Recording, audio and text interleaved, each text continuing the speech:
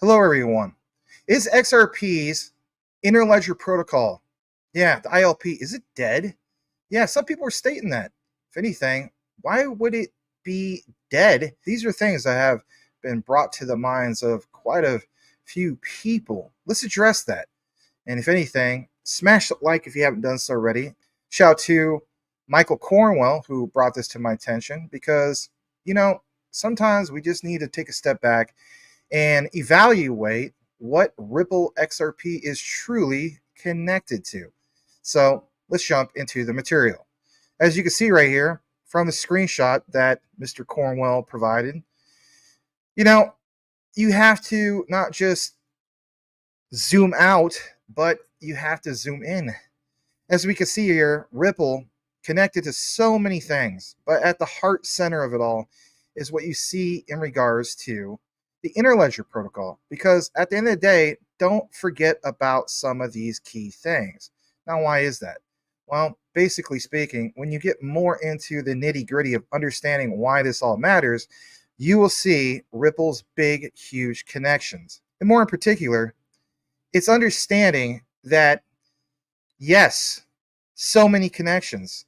For one, just on the surface, you see, for example, connections to FedNow. I recently did another particular update in regards to that. But again, it's understanding all these things that's connected to PolySign. I did a deep dive about Codius.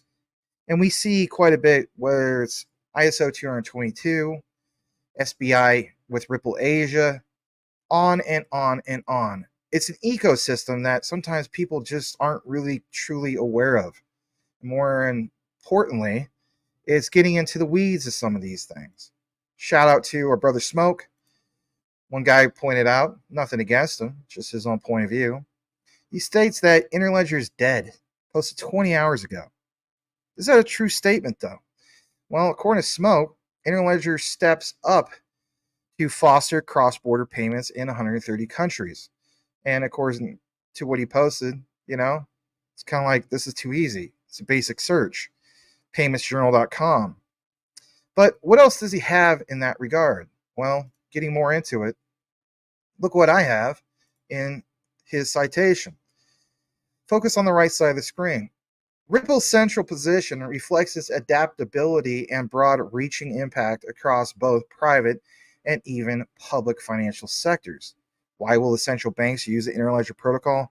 It's because ILP addresses all the common blockchain deficiencies. But in the highlight, what you see right here is that, furthermore, Ripple has, in fact, more than any other potential case studies, a direct link to three distinct actor coalitions and constellations that are populating the field of monetary financial technologies. Public actors and regulators, private actors like fintech platforms, and incumbent financial institutions, and even grassroots actors like alternative and community currencies. Ripple and the Interledger protocol, yes, the ILP, are at the center of all this. Ripple is here taken as the emblematic case of cryptocurrency or fintech startup, but because over time it touched upon all sides of this particular diagram. And as you can clearly see here, there's things like Project Ubin with the central bank digital money using distributed ledger technologies. And you see things, obviously, like the petrodollar. Petro, when we talk about petrodollars and so on, again, what's BRICS countries doing? They're trying to get off the petrodollar. So are Ripple playing both sides of the fence? You could say that. They're preparing, but they're not the only ones, right? So as we also see here, there's a lot more to get into. But again, why is it really truly important? Well, back to Smoke. Because he states, and again, pounds at home, probably better than anybody else out there. Why will the central banks, of course, use the ILP? It's because ILP addresses all the common blockchain deficiencies, like we pointed out earlier. But while banks appreciate many aspects of blockchain tech, not every feature aligns with their internal processes. Think about it. There's different banks that have different use cases. Even though they all seem to have a common goal, they might want to have different infrastructure. But keep in mind, everybody, ILP resolves key concerns that banks have about blockchain. And what do they include? These four key things: scalability, transaction privacy, interoperability, the use of digital assets, of course, for transactions. But the ILP provides an effective solution for banks looking to upgrade their services with blockchain tech. And more importantly, what you see here, because ILP addresses common blockchain, again, deficiencies. And what do we have? We see that the banks are more concerned about scalability, probably more than anything, and also transaction privacy. So if they're so concerned about scalability, they're not going to go with BTC for cross-border payments. There's no way. But addressing some of the other things, because again, interoperability, blockchain requires everyone to use a single ledger, and then the uses of digital assets for transactions are going to be the things where the Interledger protocol addresses all the above. So, micropayments gets brought up. I did a deep dive recently in regards to some other projects in regards to micropayments.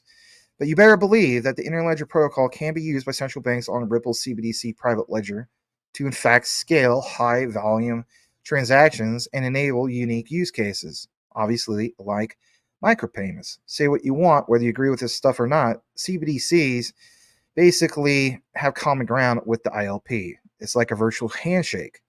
And what's the citation in regards to this? Even from a Ripple point of view, you will see plain as day that you have to come to the understanding that when we get more into this, what do you see? You see that, specifically speaking, you have examples of Ripple CBDC private ledger.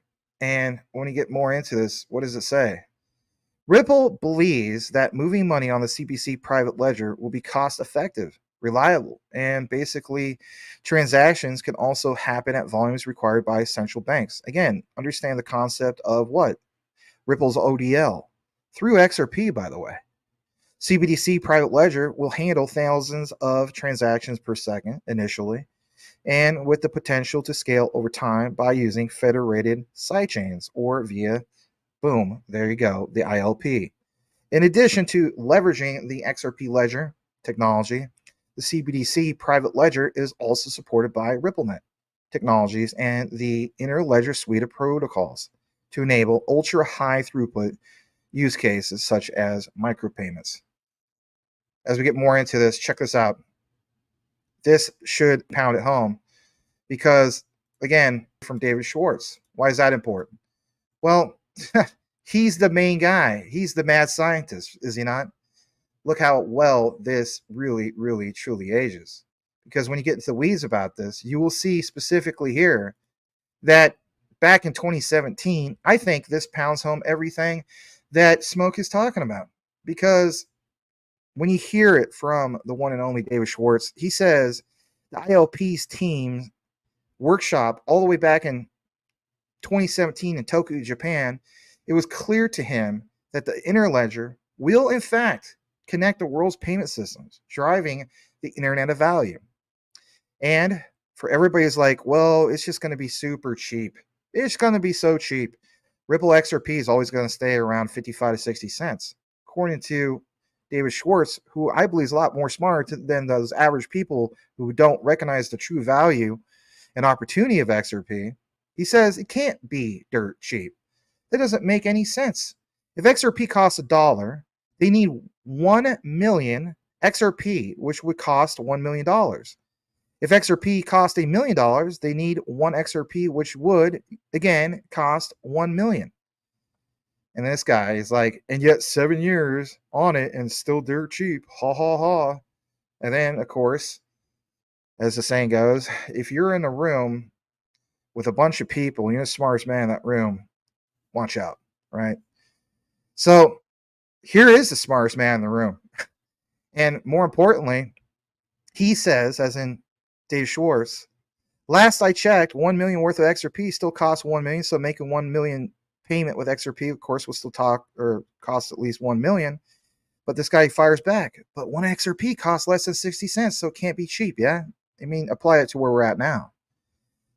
Fires back and he says, but needing to pay someone 1 XRP is not a realistic payment use case because only very rarely does anyone need to do that. A realistic use case is you have $50 and you need to get that to someone in Mexico.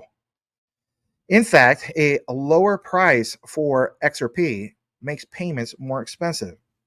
This is why it was impractical to use BTC to buy a house. BTC was $100, but practical to use BTC to buy a house now that BTC is much higher. Does this fuel the fire of the Michael Saylor debate about BTC is digital property? Maybe. But back to David Schwartz, because he says lower prices for XRP make XRP payments, of course, more expensive. Don't ever forget that. And at the end of the day, you have to keep in mind that when you look more into it, it just simply makes sense. And back to this statement. This is a good statement from this lady named Lisa Prager. She says, so since XRP is cheap, it's not being utilized for its intended utility use case, aka flip of the switch. I think, if anything, this person is paying attention, because when we talk about that flip of the switch, we are not at mass adoption yet. And that's the key thing I want you all to understand moving forward. So, as the saying goes, know what you have, know why you hold it. The research does trump FUD 110%, but this was an interesting, short, deep dive that I thought I would bring to you guys. Let me know what you think. Do you feel as though that we're even close to mass adoption, or do you feel as though that this is never going to happen? Leave comments in the comment box, and if anything, I would like to know, because a lot of times some people feel as though that ILP is dead, XRP is dead. For me personally, it's not dead. It's just waiting to be fully blossom like that flower. So, with that said, appreciate you guys listening. Thanks again for watching. And if anything, we'll see you on the next one. If managing your crypto feels like solving a puzzle, it's time to switch to Decent Wallet.